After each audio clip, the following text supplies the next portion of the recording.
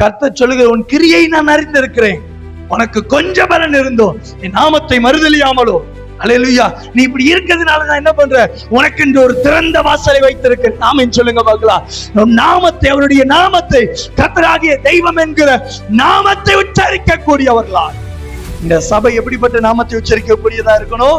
கர்த்தருடைய நாமத்தை, சேனைகளின் ராஜாவுடைய நாமத்தை, கர்த்தருடைய நாமத்தை, அவர் நாமத்துக்கு நிகரான நாமம் ஒன்றுமில்லை என்பதை உணர்கிற சபையாய் காணப்படும். அல்லேலூயா, அல்லேலூயா. ரூத் போறா. ரூத் அந்த களத்துல நின்று எல்லா பயிர்கள்ல விழப்பட்ட அந்த விதைகள் எல்லாம் சேகரிக்கிறார். அப்ப போவாஸ் என்கிற ஒரு தேவ மனுஷன் பாக்குறேன், அந்த களத்துக்கு அதிபதி, அந்த களத்தினுடைய ஓனர்ஷிப், ஓனர். அல்லேலூயா. அந்த போவாஸ் பாக்குற யாருன்னு கேட்கும் போது அந்த கீழே விழுற விதைகளை பொறுக்கி சேகரிக்கக்கூடிய ஒரு பெண் சொல்றேன். போவாஸ் ஒரு அதிகாரத்தை வைக்கிற. என்ன அதிகாரம்? அம்மா, நீ என்ன பண்ண, வேலைக்காரர்கள் பங்கெடுக்கிற அந்த பானையில நீ தண்ணி அள்ளி குடிக்கலாம். உனக்கு நீ களத்துல நீ விளப்படுகிற இன்னும் நெல்ல நீ என்ன பண்ண, கோதுமைய நீ எடுத்துக்கோ. வேலைக்காரர்களுக்கு ஒரு கட்டளை இருவாரு, இன்னும் கொஞ்சம் களத்துல வீசுங்க. அல்லேலூயா. கர்த்தர் உங்களோடு இருக்காருன்னா கர்த்தர் உங்களுக்கானவைகளை திறந்து வைப்பார். கர்த்தர் உங்க கூட இருக்கிறாருன்னா கர்த்தர் உங்களுக்காக எல்லாவற்றையும் விதைப்பார். கர்த்தர் உங்க கூட இருக்கிறாருன்னா இல்லாதவைகளை இருக்கிறவைகளாய் ஆக்குவார். ஆமென் சொல்லுங்க பார்க்கலாம். அல்லேலூயா, அல்லேலூயா. கிடைக்கிறது போதுன்னு நினைக்கும் போது மீதமானவைகளை கர்த்தர் சேகரிக்க பண்ணுவார். ஆமென் சொல்லுங்க பார்க்கலாம். அதான் 5 அப்பம்தான், 5 அப்பம்தான், 2 மீன் தான். எத்தனை பேர் போஷிச்சாங்க?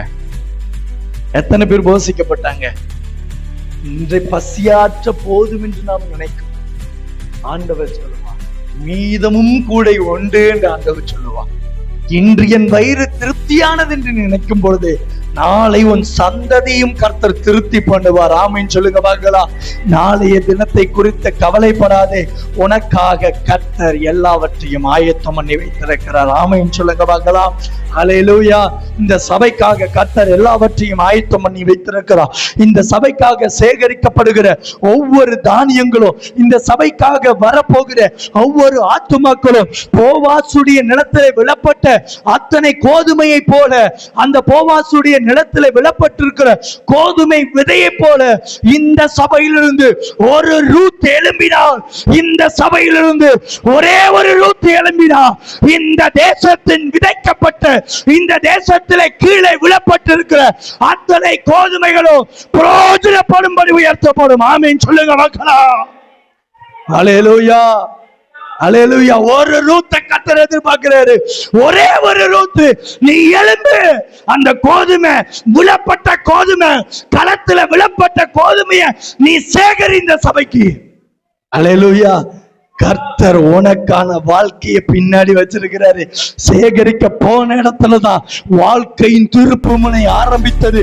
சேகரிக்க போன இடத்துலதான் மீதம் கழிக்கக்கூடிய வாழ்க்கை, சுகபோகமான வாழ்க்கையா கழிக்கக்கூடிய வாழ்க்கையை கர்த்தர் உண்டு பண்ணினார். ஆமென் சொல்லுங்க. புரிஞ்சவங்க கைதட்டி கர்த்தரை மகிமைப்படுத்துங்க பார்க்கலாம். அல்லேலூயா.